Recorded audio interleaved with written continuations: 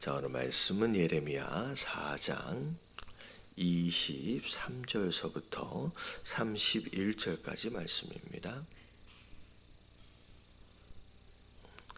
23절서부터 31절까지 기록합니다.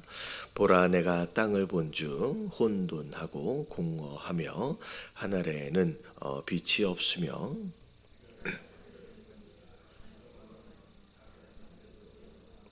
내가 본즉 사람이 없으며 공중의 새가 다 날아갔으며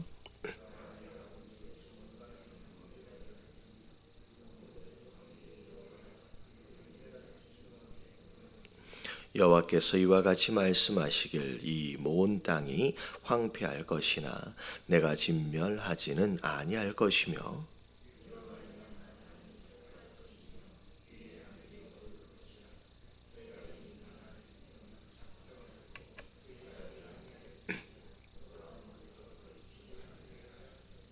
기병과 활 쏘는 자의 함성으로 말미암아 모든 성읍 사람들이 도망하여 수풀에 들어가고 바위에 기어오르며 각 성읍이 버림을 당하여 거기 사는 사람이 없나니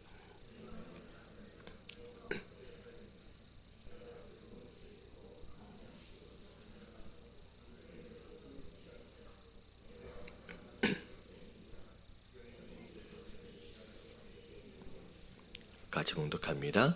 내가 소리를 들은즉 여인의 해산하는 소리 같고 초산하는 자의 고통하는 소리 같으니 이는 시온대 소리가 그의 헐떡이며 그의 손을 펴고 이르기를 내게 화가 있도다. 죽이는 자로 말미암아 나의 심령이 피곤하도다 하는도다. 아멘. 자, 계속 이어서 하나님의 진노하심과 앞으로 있어지게 될 심판의 모습을 쭉 계속 설명하고 있습니다. 특별히 23절에 보니까 이렇게 표현을 해요. 보라, 내가 땅을 본즉 이게 이제 심판이 임하게 되면 어떤 일이 벌어지냐면 혼돈하고 공허하며 하늘에는 빛이 없으며 라고 나와 있어요. 23절을 쭉 읽어가는 가운데 문득 떠오르는 성경의 구절이 좀 있을 것 같습니다.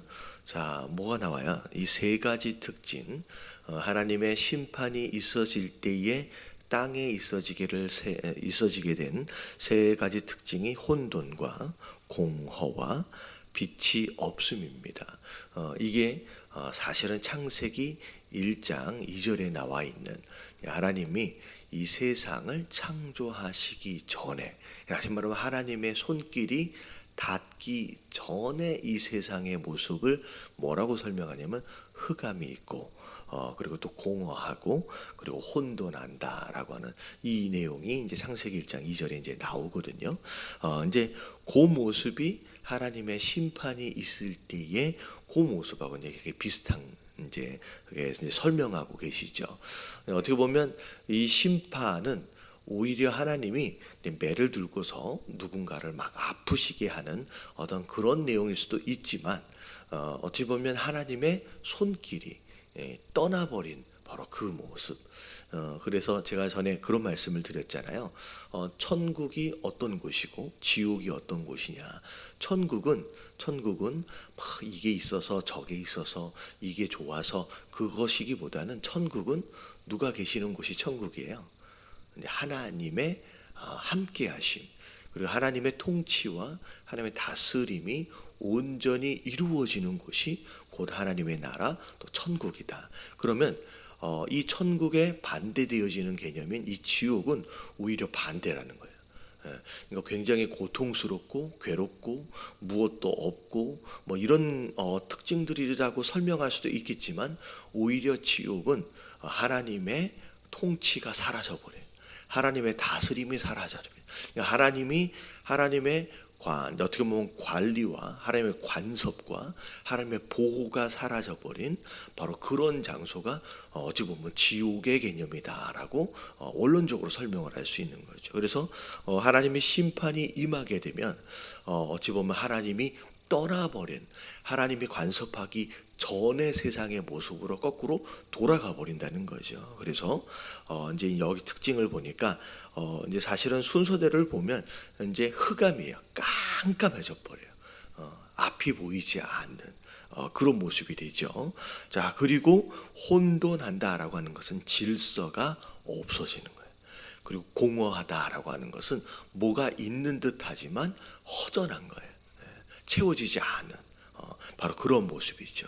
그래서 하나님이 이 세상을 창조하실 때 하나님이 다스리시고 하나님이 관여하시는 순간에 이 어둠이 떠나가고 밝아짐과 동시에 무질서 안에 질서가 생기죠.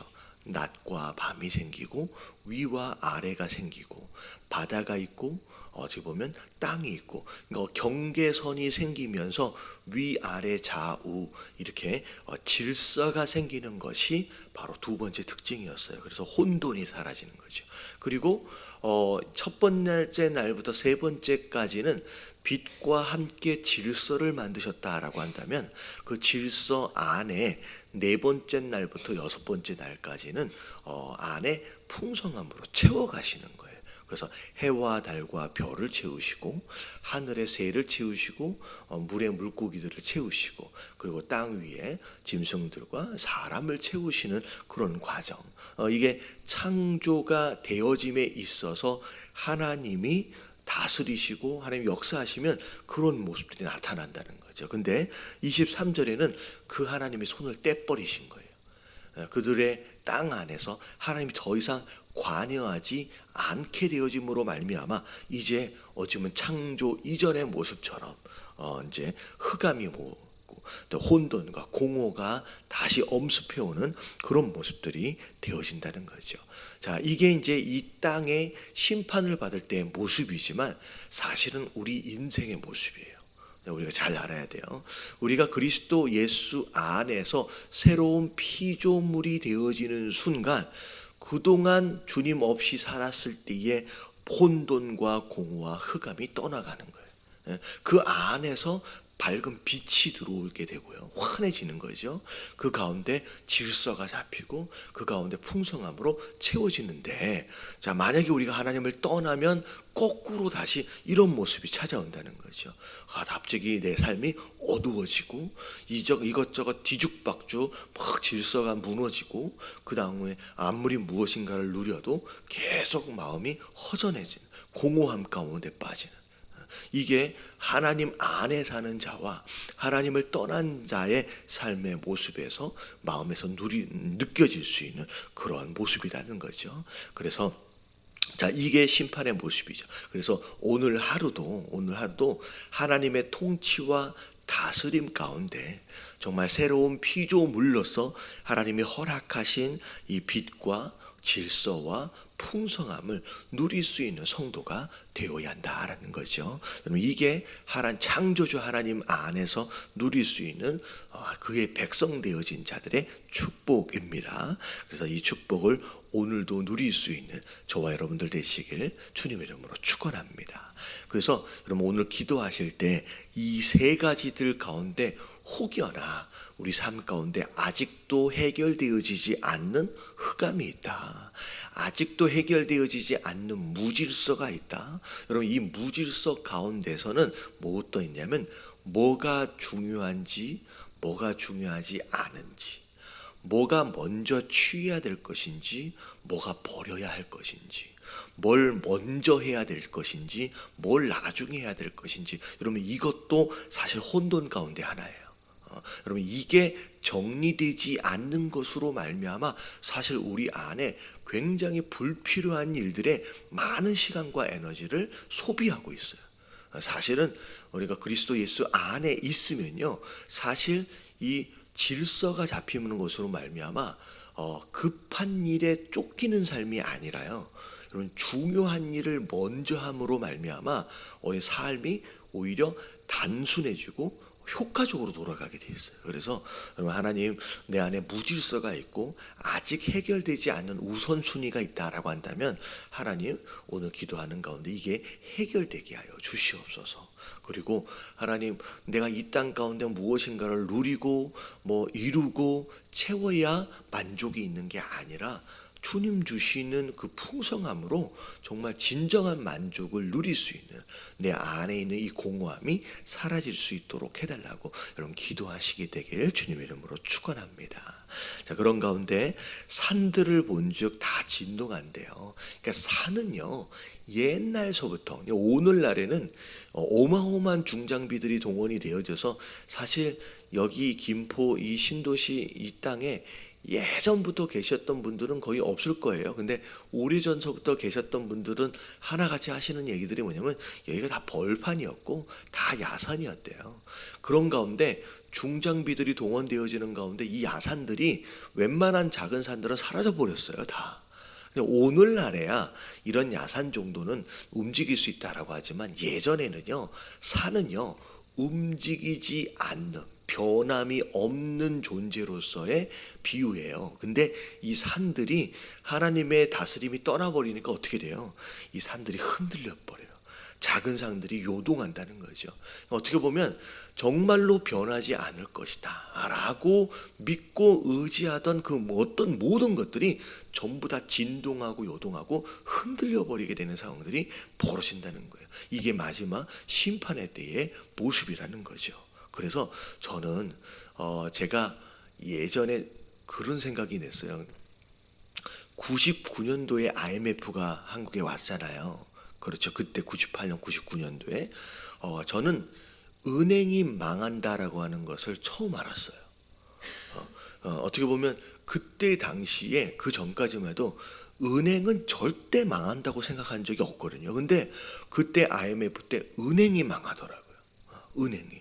은행이 통합이 되고 은행이 사라져버리고 그런 일들을 제가 보면서 그 어떤 것도 안전하고 영원한 것은 없겠구나라고 은행이 망하는 것을 보고 제가 처음 그런 느낌을 들었거든요. 그러니까 이런 거예요. 마지막 심판의 때가 되면 절대 변하지 않는다, 절대 무너지지 않는다라고 하는 그 무엇인가가 무너져 버려요. 그게 사라질 거라는 거예요. 그게 마지막 때의 모습이라는 거죠. 근데 결국은 우리가 이 심판의 모습을 보면서 우리가 정말로 붙들고 의지해야 할, 진짜 흔들리지 않기 때문에 끝까지 붙들어야 할 존재는 누구밖에 없어요. 하나님 한 분밖에 없다는 거예요. 다 무너지고 다 쓰러지고 다 사라질 것이다. 하지만 나만이 남아있는 하나님이. 자, 내가 본즉 사람이 없어요. 공중의 새가 다 날아가 버렸어요. 더 이상 그 땅은 황폐해져서 사람이 머물 수 있는 땅이 아니라. 그러면 이 가나안 땅이 불과 몇백 년 전만 해도 어떤 땅이었어요? 소위 젖과 꿀이 흐르는 어마어마한 풍성한 땅이었는데 하나님의 다스림과 하나님의 간섭이 딱 떠나버리는 순간 그 어떤 존재도 살 수가 없는 사막 같은 곳이 되어버렸다는 거예요.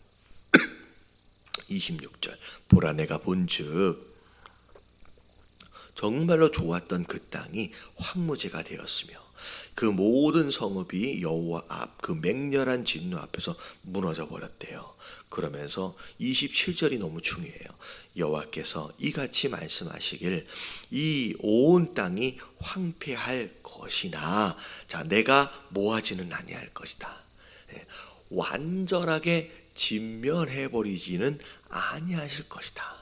다시 말하면 이게 정말 하나님의 은혜인 거예요. 결국은 이것으로 말미암아 유다 안에서 바벨론으로 포로로 끌려갔던 자들이 다시 어떻게 돼요?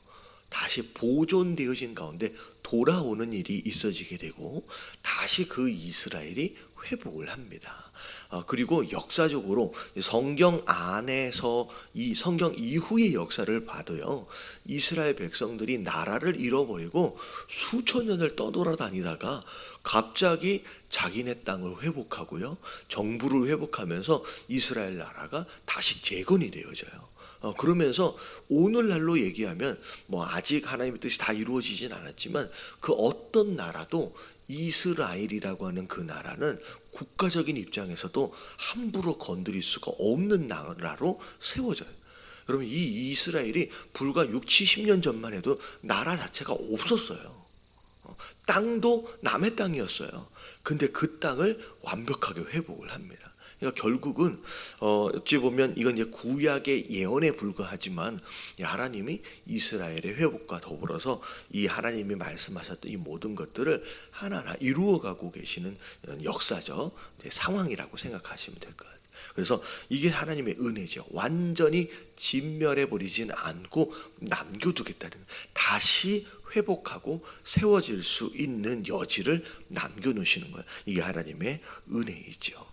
자, 이로 말미암아 땅이 슬퍼할 것이며 위의 하늘이 어두울 것이라 내가 이미 말하였으며 작정하였고 후회하지 아니하였은즉 또 거기서 돌이키지 아니하리라 하셨습니다. 결국은 하나님의 심판이 이미 이제 작정이 된 것입니다. 하지만 그 하나님의 작정하심이 결국 이루어질 수밖에 없지만 그럼에도 불구하고 그 가운데 은혜를 입는 가운데 다시 소생할 수 있는 기회를 하나님께서 남겨두신 거죠. 기병과 활 쏘는 자의 함성으로 말미암아 모든 성읍 사람들이 도망하여 자 수풀로 들어가고 바위 위로 기로 올라가. 이게 심판의 때에 전쟁이 막 일어나는 가운데 생명을 보존하기 위해서 피난을 당하고 막 도망치는 사람들의 모습을 설명하고 있는 거죠.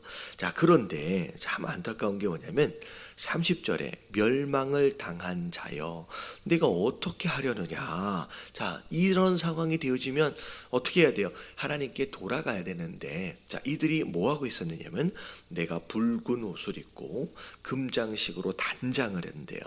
눈을 그려 꾸밀지라도 내가 화장한 것이 헛된 일이라.